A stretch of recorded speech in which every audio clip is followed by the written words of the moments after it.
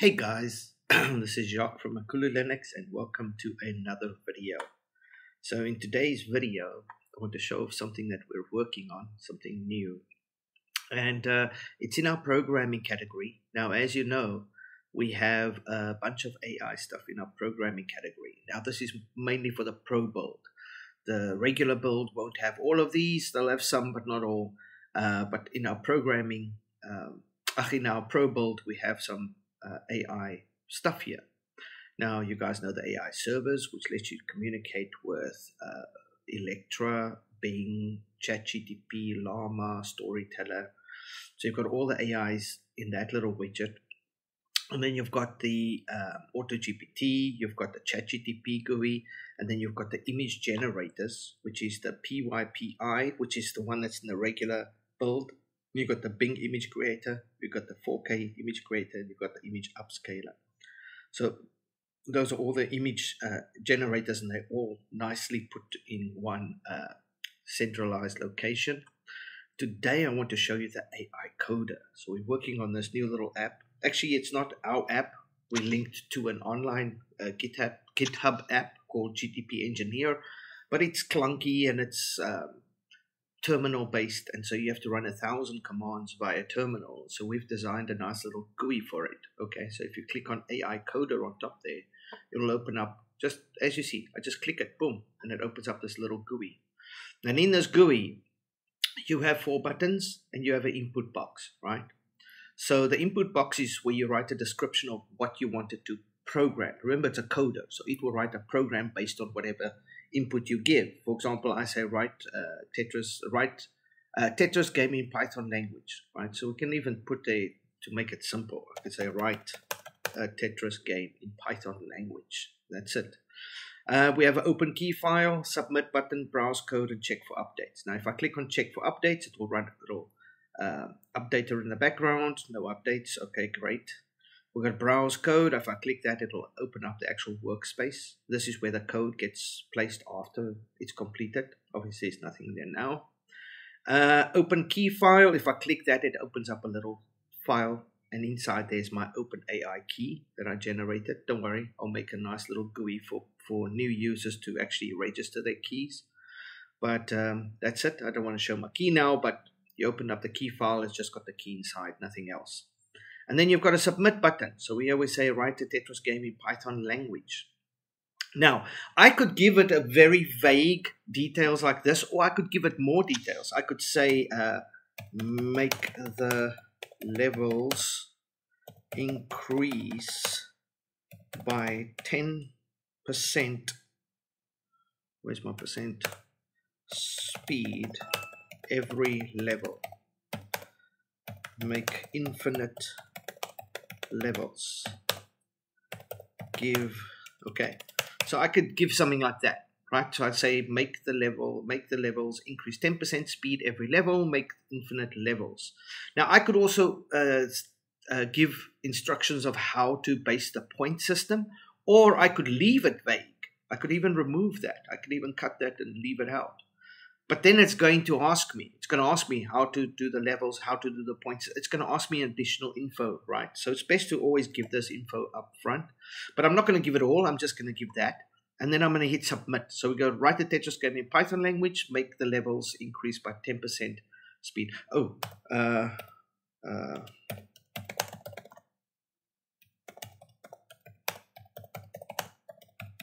so we say write the program, make the program Linux compatible.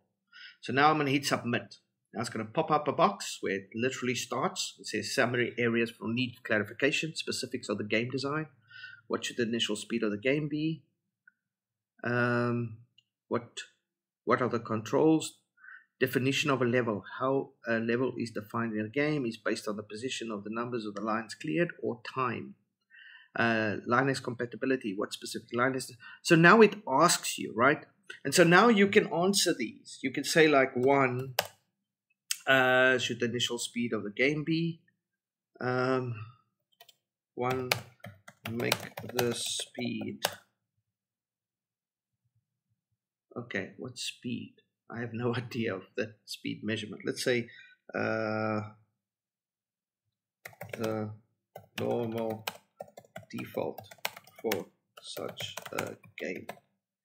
And then 2, I say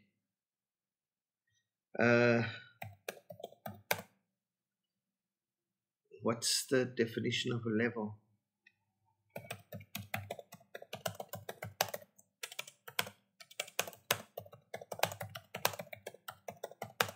When a user has cleared 500 lines. Okay. And then 3, Debian Linux on a known Debian Linux running known. And then 4, let's see, game rules. Are there any specific rules such as scoring system? Yes. Let's say, for example, okay, let's say that we want to score user gets 5 points per line cleared.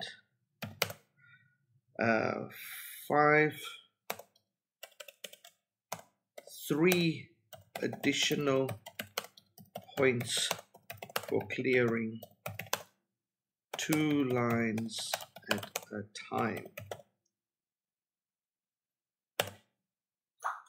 I'll put there 5 plus 3.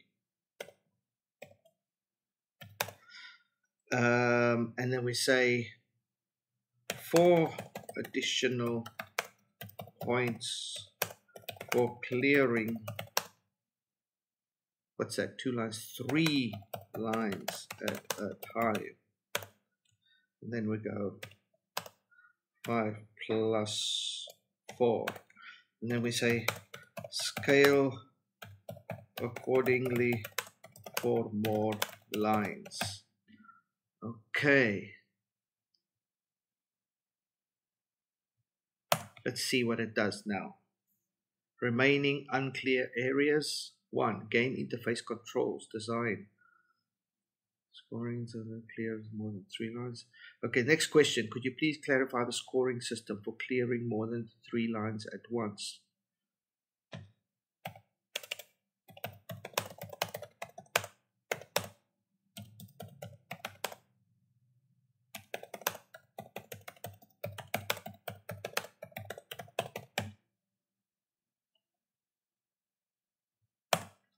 Okay, there we go. Remaining unclear. Design and layout of the game interface, such as will it go? Okay, so design and okay, so line is specified. It's unclear if there are any specific requirements, limitations for this compatibility. Okay, so game interface. Let's make it.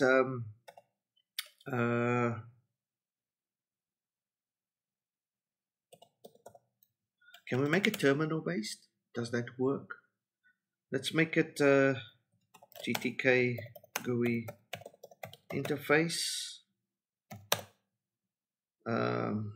Controls should be the up, down, left, right buttons. Let's tier the blocks. Okay, remaining unclear. Oh shucks, I forgot to put the Linux compatibility.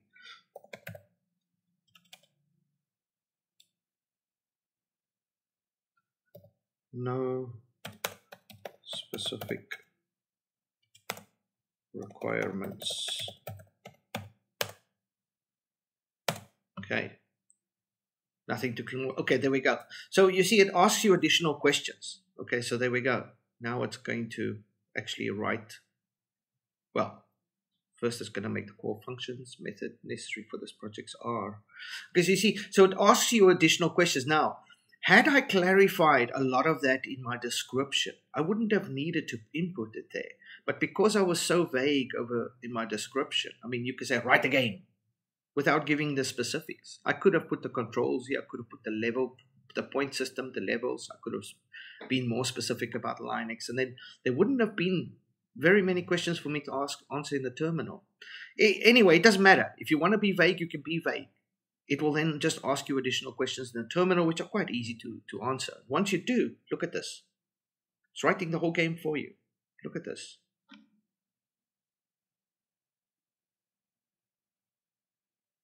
It's pretty cool. I mean, you can literally tell it to write a game. Of course, because you use OpenAI Key, you are paying for this game. It'll be a few cents. It'll be like 10 cents or something. I don't know. But look at this. It's pretty cool. GPT-Engineer. And so now it's just everything via the terminal.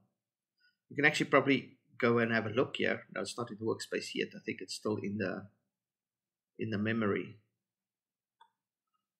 He's still busy writing it. Please note that method. Okay, so now it asks, do you want to execute the code? Say no. Let's just say yes. Let's just exit. Yes. Whatever. Thank you. Okay, close window. So there you can see it's written the game. Now, whether it works or not, I don't know. I don't have time for that right now, but it's written the game for you. It's written all the code. And yeah, so that's it. That's how easy it is. Just type, just open it up. You can check for updates if you want. You can just, once you've added your key, you only have to do that once. And then you just write your code, whatever you wanted to code. You click submit, and then you answer a few questions, and that's it. It writes the code. And when you're done, you browse the code. It really can't be simpler than that. And so now we've got this nice little AI coder app that you can just at your fingertips. So easy. If we hit submit now, it will clear out this code. Let's test that. Let's hit submit. And now let's go to browse, and you'll see it's gone. So nice. And now it's asking the questions again. Anyway, so we got this nice little AI coder app that it's currently in the works. It's still in development. I'm going to make some more changes. But as you can see, it's very functional, very easy to use. Anyway, so that's coming next to the MakuluLinux Max Pro users. You're going to have your own little AI coder in your menu. Pretty awesome, don't you think?